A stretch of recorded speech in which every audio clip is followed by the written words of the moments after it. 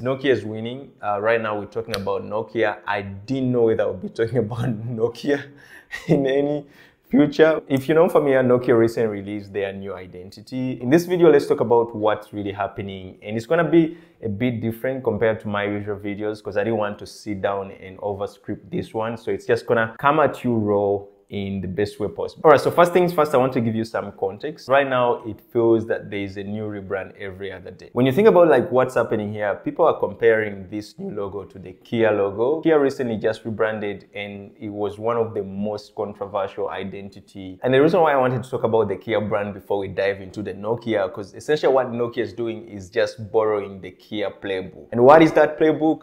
Design something controversial, something super abstract that gets everyone mad so that everyone can be talking about it. And that is the negative PR every brand, I think, is going for in this case. And it works. And at the moment they saw Kia doing it and Kia walks away with it, I bet Kia didn't even have any budget spent on PR. It was out of traction that everyone was really pissed about their logo and everyone was talking about it. And I bet that is what Nokia is doing. Nokia has gotten to a point where it feels irrelevant to talk about Nokia in any conversation.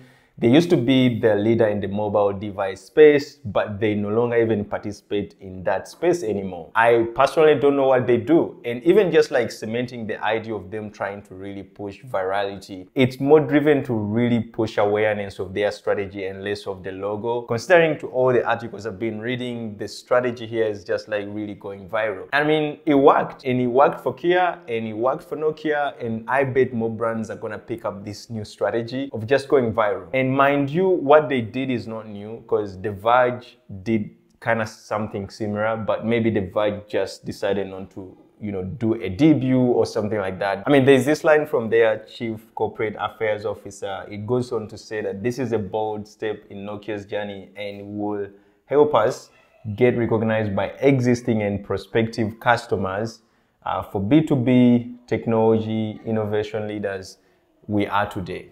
100% they are doing away from like the mobile, district. I suppose they don't care about producing devices anymore. It makes sense. Now let's talk about the design itself. Do I like the design? There's a new design trend, and before we talk about it, I just want to go ahead and mention that my name is Zana, and recently I released 2 logo design courses that will help you from just a beginner logo designer to someone who can like pitch logo design ideas to a client and get high-paying clients. One is designing in a way that will equip you with the industry experience. In this course, I'm working on a real client project and I package it in a way that I will share with you all my steps from sketching all the way to handing over the logo direction to the client. That will equip you with real-time experience so that you get more confident working with clients. And my other logo, course is packaged in a way that is going to help you really pick up sketching skills, know how to sketch your own logos, and know how to really think as a logo designer. Take your ideas out of imagination and put them in the real world. So if you're interested,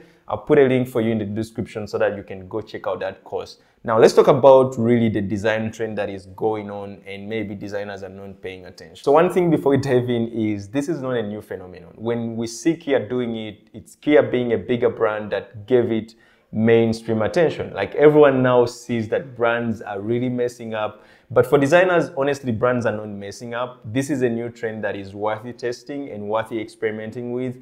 And now seeing Nokia doubling down on this trend, let's talk about this trend. Now, if you're not familiar, there's something called visual continuity. And just to unpack this with the Nokia logo, when you look at the N, there's a vertical right missing. Letter K, there's a vertical stroke missing.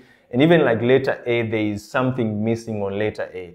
Now, what designers are doing here, they are playing with your brain. They want you to fill in the missing gap. Now, that's what we call visual continuity in logo design or even like in design in general. Because this is something that I really used to enjoy when I'm designing publication, maybe news magazines where an image is cut off on one page and maybe turns into something else on another page, like something like that, which plays with the brain to fill in the gap. Visual continuity has been around for the most part. I mean, when you consider the logo design space, it's been inclined towards logo markers or brand markers. Just like, for instance, like the Apple logo. The Apple logo uses visual continuity to play with your brain and make that graphic really appealing. Because every time you look at it, there is a byte missing. Like you want to fill in that byte, but it's not there, right? It's just visual continuity at play right there. Now we see transitioning from like logo markers to logo types, which is quite controversial because we don't see more brands do it. But in this case where brands are really picking it up and we see bigger brands doing it, I think designers should go ahead and embrace this trend. I'm not saying every other big brand should like pick up this. I think bigger brands should slow down a bit. Now, as a designer, you really want to be conscious when you're using visual continuity to design logos, because it might just come off controversial, just like as we see it for these bigger brands. And one thing I would advise you as you're chasing this trend, smaller brands might not really enjoy it, because one thing for fact, they're small,